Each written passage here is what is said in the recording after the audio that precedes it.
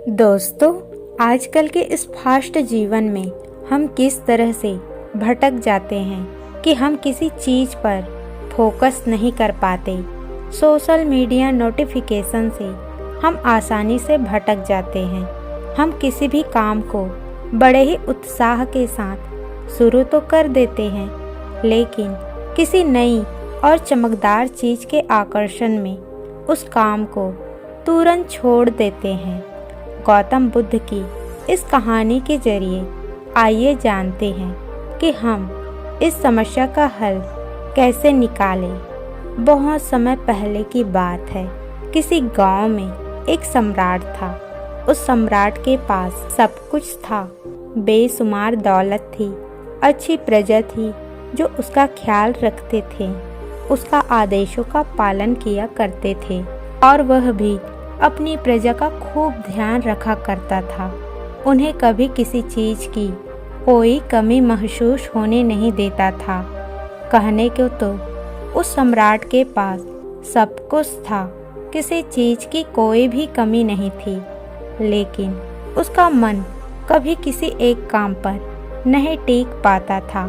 वह जब भी किसी चीज़ को करने का प्रयास करता तो उसका ध्यान कहीं भटक जाता। इस चीज़ को लेकर वो बहुत चिंतित रहते थे। कई बार तो वो अपने पड़ोसी राज्यों के राजाओं से भी मिला था और सभी ने उसे अलग अलग राय दी थी। सभी ने उसे अलग अलग तरीके बताए थे। जो भी तरीके उस सम्राट ने सुने थे, उन तरीकों को अपने जीवन में उतारा, लेकिन उन उपायों से उसे कोई लाभ न मिला, जिस कारण वो हमेशा चिंतित रहता था, परेशान रहता था। कई बार रातों को तो उसे नींद भी नहीं आती और वह केवल करवटें बदलता रहता। एक दिन सम्राट के कानों तक एक बात पहुंची कि उसके राज्य में ऐसा असाधारण व्यक्ति है जिसके शब्द अनमोल है, जिसके एक एक शब्द में जीवन का रहस्य छुपा है, जीवन का सत्य छुपा है। और उस व्यक्ति से मिलने के लिए लोग दूर दूर से आते हैं, जो कि हर व्यक्ति की समस्या का समाधान वह बड़ी ही सरलता और आसानी से करता है। ये बात सुनकर सम्राट बहुत प्रसन्न हुआ। उसे लगा कि अब सवालों का जवाब उसे मिल जाएगा। इतनी तारीफ सुनकर सम्राट ने यह तय किया कि वह तुरंत जाकर उस व्यक्ति से मिलेंगे और उसे यह भी पता चल जाएगा जो लोग उनकी इतनी तारीफ कर रहे हैं, क्या वह सच है या नहीं। अगले दिन सुबह सुबह वह सम्राट उस व्यक्ति से मिलने के लिए निकल पड़ा। रास्ता थोड़ा सा लंबा था, जिस कारण सम्राट ने बीच रास्ते में थोड़ा सा आराम किया। वहाँ पर उपस्थित हर कोई उस व्यक्ति के बारे में जानता था। जब सम्राट ने उस व्यक्ति के बारे में पूछा तो वे लोग उस असाधारण व्यक्ति की खूब तारीफ करने लगे थे। तभी सम्राट ने सोचा कि लगता है ये व्यक्ति बहुत बुद्धिमान है, बहुत पढ़ा लिखा होगा और प्रभावशाली व्यक्ति होगा, अन्यथा हर कोई इतनी तारीफ नहीं करता। जरूर ही उस व्यक्ति में कोई बात अवश्य है जिसके कारण हर कोई उसे जानता है और उनकी तारीफ कर रहा है। उस व्यक्ति की तारीफ सुनकर सम्राट के मन में उस व्यक्ति से मिलने की उत्सुकता और भी बढ़ गई। जब वह सम्राट जल्द से जल्द उस व्यक्ति से मिलना चाहता था, जिस कारण वह आगे का सफर तय करना शुरू कर देता है। जैसे तैसे वह सम्राट उस व्यक्ति के आश्रम पहुंचा, पर आश्रम में उसे कोई नजर नहीं आया। आश्रम के पीछे छोटा सा बगीचा था। जब सम्राट वहां पहुंचा तो उसने देखा कि माली बगीचे में काम कर रहा था। उसका पूरा शरीर मिट्टी से लटपट था, पैरों में कोई चप्पल नहीं थी। उसको देखकर सम्राट ने माली से कहा, सुनिए महोदय, इस आश्रम के मालिक कहाँ हैं? मैं उसे मिलने आया हूँ। इस पर वह माली जवाब देते हुए कहता है, श्रीमान आप अंदर बैठिए, मैं बुलाता हूँ, वह जल्दी ही आपसे मिलेंगे। माली की यह बात सुनकर सम्राट अंदर कुटिया में जाकर बैठ गया और उसे असाधारण व्यक्ति के आने का इंतजार करने लगा। कुछ देर प्रतीक्षा करने के बाद जब वह असाधारण व्यक्ति उस सम्राट के सामने पहुंचा, उसने देखा कि यह तो वही व्यक्ति है जो बगीचे में काम कर रहा था। सम्राट ने उन्हें नमस्कार किया और बड़ी ही हैरानी से कहा, अरे आप तो वही माली है जो बाहर बगीचे में काम कर रहे थे। लेकिन अब की बार तो माली बौद्ध भिक्षुक के रूप में खड़ा था। तभी बौद्ध भिक्षु ने उस सम्राट से कहते हैं, सम्राट मेरा मजाक माफ़ कीजिए, मैं बगीचे में छोटा सा काम कर रहा था।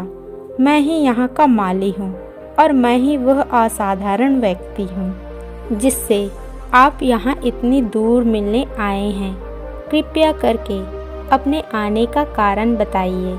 इस पर सम्राट उन बौद्ध भिक्षुक से कहता है, हे महाराज, मैंने सुना है कि आप जैसा व्यक्ति इस पूरे राज्य में नहीं है।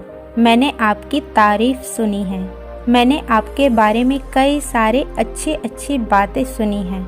मैंने यह भी सुना है कि आपके पास जो भी अपनी समस्या लेकर आता है उसकी समस्या का समाधान आप अवश्य कर देते हैं। इसी कारणवश मैं आपसे यहाँ पर मिलने आया हूँ और मैं आपसे उपदेश सुनना चाहता हूँ।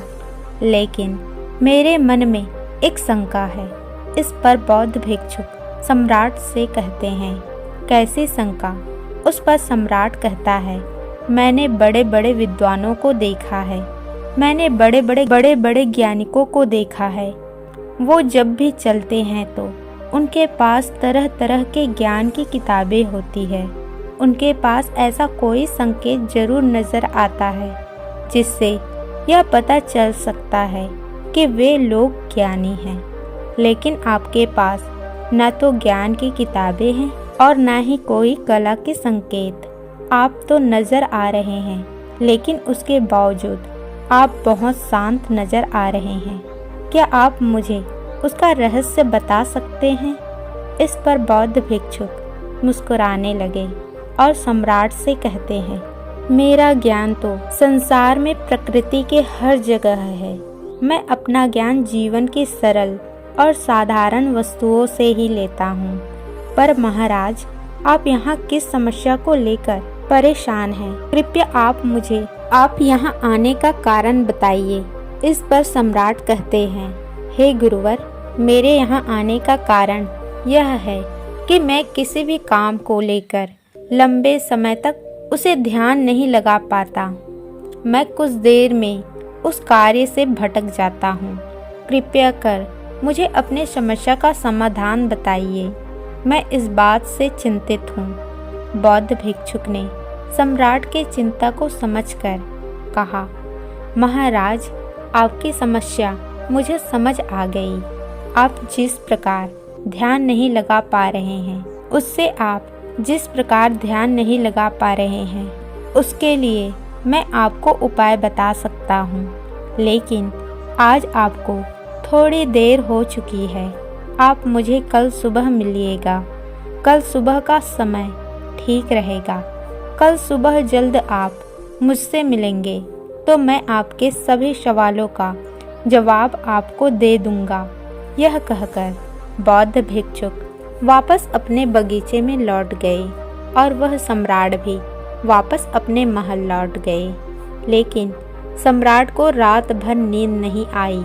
यह बस संकोच में लगा था। आखिर बौद्ध भिक्षुक मुझे क्या बताने वाले हैं? वह तो मुझे साधारण से माली नज़र आ रहे हैं, लेकिन जिस तरह से उनका मन शांत था, जिस तरह से वह शांत नज़र आ रहे थे, ये बहुत आश्चर्य की बात है। रात भर सम्राट इन्हीं ख्यालात में खोया रहा। अगले दिन सुबह सूरज निकलने से ठीक पहले सम्राट उस आश्रम पर वापस पहुंचा। वहां पर बौद्ध भिक्षुक पहले से ही उपस्थित थे। जैसे ही सम्राट वहां पहुंचा, उन बौद्ध भिक्षुक एक पानी का छोटा सा जग उस सम्राट के हाथ में थमाए हुए कहते हैं, इसे लीजिए और पौधों पर धीरे धीरे पानी डालिए। और ऐसा करते करते यह आपके सामने पूरे 15 पौधे हैं। इन सभी पर आपको इसी प्रकार पानी डालते चले जाना है। लेकिन आप इस क्रिया को कर रहे होंगे तो उस वक्त मेरी एक बात का ध्यान अवश्य रखिएगा। आपको इस दौरान कुछ और नहीं करना है, न कुछ सोचना है और न ही कुछ ध्यान भटकाना चाहिए। आप जब भी इस पौधों को पानी दे रहे होंगे तो आपका पूरा ध्यान केवल इन पौधों पर ही होना चाहिए। यदि इस बीच के मन से विचार आए तो वहीं पर रुक जाइएगा और फिर दोबारा उससे पहले पौधे से पानी डालना शुरू कीजिएगा। और जब आप मेरी बात मानकर ठीक इसी प्रकार इन सभी 15 पौधों को पानी दे देंगे, तब आप मेरे पास आइएगा और मैं आपके सभी सवालों का जवाब आपको दे दूंगा।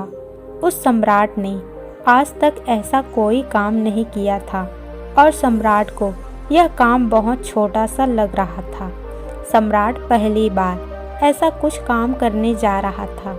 उस पानी के जग से पहले पौधे पर बड़े ध्यानपूर्वक पानी दिया। फिर उसने दूसरे पौधों की ओर आगे बढ़ा। दूसरे पौधे पर बड़े ध्यानपूर्वक पानी दिया। फिर उसने तीसरे पौधे पर पानी देना शुरू ही किया था कि उसके मन में तरह तरह के विचार उत्पन्न होने लगे। उसने अपने महल का बगीचा याद आने लगा, जहाँ पर तरह तरह के फूल थे, तरह तरह के पौधे लगे हुए थे। तभी अचानक सम्राट को बौद्ध भिक्षुक की बात याद आ गई। यदि मन में कोई भी विचार उत्पन्न हो तो उसे फिर से पौधे से पानी देना शुरू करना होगा। तुरंत ही पहले पौधे के पास वापस पहुंचा और उसने फिर से पौधों को पानी दिया। दूसरे पौधों को फिर से ध्यानपूर्वक पानी दिया। जैसे ही वह तीसरे पौधे पर पहुंचा, उसके मन में कई तरह के विचार उत्पन्न होने लगे। अब की बार सोच रहा था कि मेरे बिना साम्राज्य में क्या हो रहा होगा। और अब की बार सम्राट को बहुत क्रोध आने लगा। उसने सोचा, आखिर मैं यह छोटा सा कार्य क्यों नहीं कर पा रहा हूँ। वह तुरंत ही फिर से पहले पौधे के पास पहुँचा। उसने अब की बार बड़े ध्यानपूर्वक पानी दिया। दूसरे पौधों को भी बड़े ध्यानपूर्वक पानी दिया। ऐसे करते करते अब की बार सम्राट करे बिना 5 पौधों में बहुत ही ध्यानपूर्वक पानी दे चुका था। लेकिन अब की बार जैसे ही उसने 6वें पौधे पर पानी देना शुरू किया, उस पानी को देकर सम्राट के मन में नदी के विचार उत्पन्न होने लगे और सम्राट बहुत परेशान होने लगा था। जितनी बार वह पौधों को पानी देने का प्रयास करता था, हर बार वह असफल हो जाता। उसका मन उतना ही ज्यादा व्याकुल होता जाता और वह खुद पर क्रोधित हो जाता। सम्राट यह बात बहुत अच्छी तरह से जानता था कि यह भिक्षु उसकी परीक्षा ले रहे हैं। वह बहुत बुद्धिमान था। इस कारण उसने बौद्ध भिक्षु के सभी नियमों का पालन करना जरूरी समझा। सम्राट कितनी बार भी कोशिश करता, हर बार वह असफल हो जाता। उसका मन उतना ही ज्यादा व्याकुल होता जाता। हमेशा खुद को किसी न किसी विचार में उलझा हुआ पाता। ऐसे ही करते करते सुबह से शाम का वक्त हो चुका था, लेकिन अब तक वह सम्राट पूरे 15 पौधों में पानी नहीं दे पाया था। जब बौद्ध भिक्षुक लौटकर शाम को वापस आश्रम लौटे तो उन्होंने देखा कि वह सम्राट थक हार कर बैठा हुआ है और तरह तरह की बातों में उलझा हुआ है। तभी बौद्ध भिक्षुक सम्राट के पास पहुँचे और कहने लगे, हे सम्राट, मैं तुम्हारी ईमानदारी से बहुत खुश हूँ। तुमने अपने कार्य को पूरे मन और लगन के साथ करने का पूरा प्रयास किया, इसलिए जो बात अब मैं तुम्हें बताने जा रहा हूँ उसे बड़े ही ध्यान पूर्वक सुनना और समझने का प्रयास करना। जब हमारा मन विचारों से खाली हो जाता है तब उसमें मन का असली स्वरूप नजर आता है। तब साधारण से काम भी हमें ज्ञान और शांति देता है। इस पर सम्राट उन बौद्ध भिक्षुक से कहता है, हे महाराज, पर यह कैसे संभव है? मैं तो जब भी कोई कार्य करता हूँ तो मन में कई तरह के विचार उत्पन्न होते हैं और मैं उन विचारों में फंस कर रह जाता हूँ और वहाँ से बाहर निकलने का कोई रास्ता मुझे नजर नहीं आता। तभी बौद्ध भिक्षुक मुस्कुराने लगे और सम्राट से कहते हैं, हे सम्राट, तुम पौधों में पानी नहीं डाल रहे थे, तुम तो जल्दी से जल्दी अपने कार्य को बस खत्म करना चाहते थे।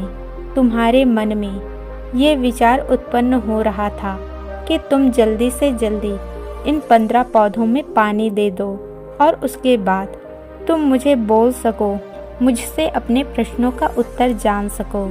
इसी कारणवश यह कार्य तुम्हें बोझ सा प्रतीत हो रहा था, मानो मैंने तुम्हारे कंधों पर एक बड़ा बोझ रख दिया हो।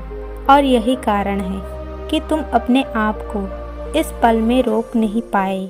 जब हमारे सामने पड़ा हुआ कार्य बोझ लगता है तो उसे हम बस जैसे तैसे खत्म करना चाहते हैं और इस काम को करते समय हम अपना पूरा ध्यान उस कार्य पर नहीं दे पाते, किंतु इस पल की महत्वपूर्ण को समझ पाते, इसके महत्व को महत्व दे पाते और केवल पौधों और पानी पर ध्यान देते तो तुम्हें कोई भी विचार परेशान नहीं कर पाते।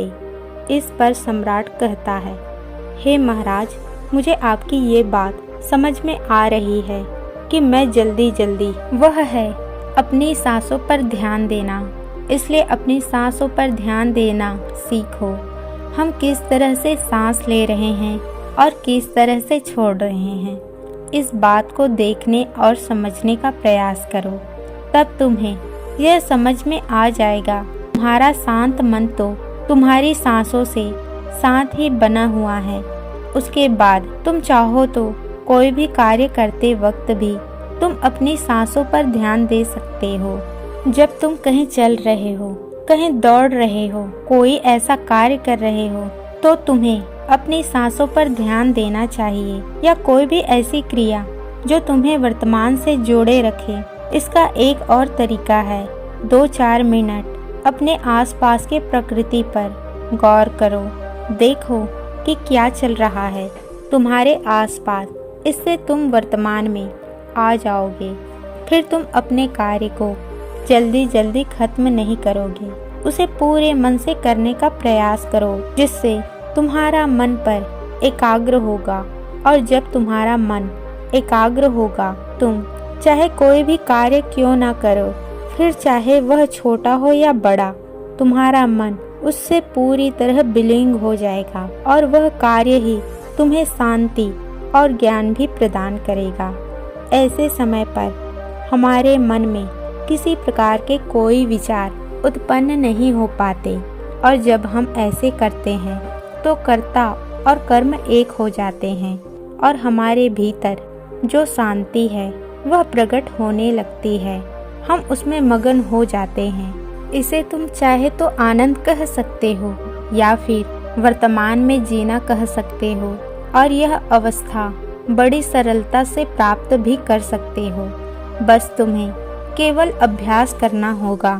बौद्ध भिक्षु सम्राट से कहते हैं, जो मन मुश्किलों में शांत रहता है, मुश्किलों से भागता नहीं है, केवल सचेत रहता है, वो मन हर परेशानी को पार कर सकता है, हर दुविधा से बाहर निकल सकता है। सम्राट को उन बौद्ध भिक्षु की यह सारी बातें समझ में आ चुके थे। उसने उन बौद्ध भिक्षु को प्रणाम किया और वहां से वापस अपने महल लौट आया।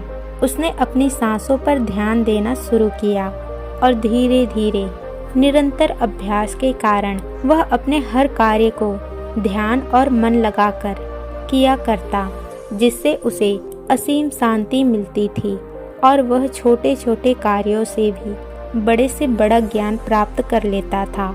इसलिए दोस्तों, कभी भी किसी कार्य को बोझ मानकर मत कीजिए, क्योंकि यदि आप उसे बोझ मानेंगे तो जल्दी जल्दी उनसे आप अपने ऊपर से उतारने का प्रयास करेंगे, अर्थात उससे जल्दी जल्दी खत्म करने का प्रयास करेंगे।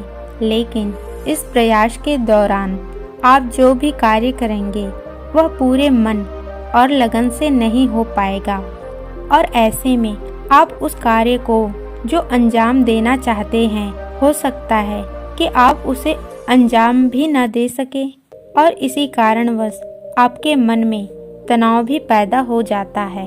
हम चिंतित रहने लगते हैं, परेशान रहने लगते हैं, क्योंकि जो अंजाम उस कार्य को देना चाहते थे, अंजाम उस कार्य को न दे सके।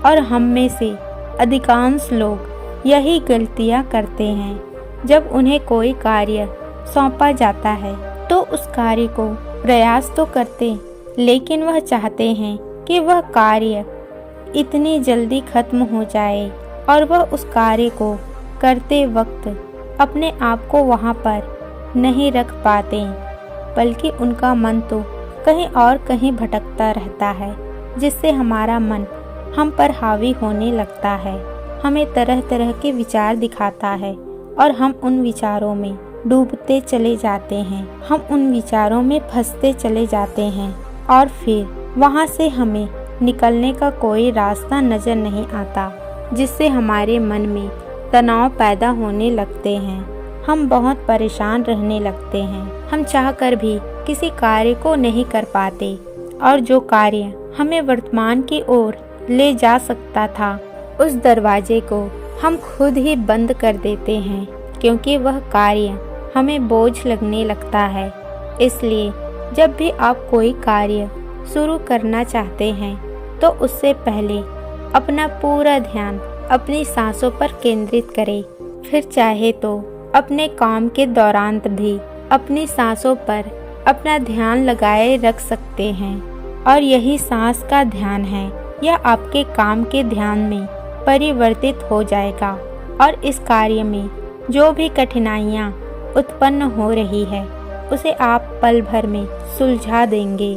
फिर चाहे कैसी भी विपरीत परिस्थितियाँ आपके सामने क्यों न आ जाए, आप उस कार्य को पूरे मन और लगन के साथ पूरा करके ही रहेंगे।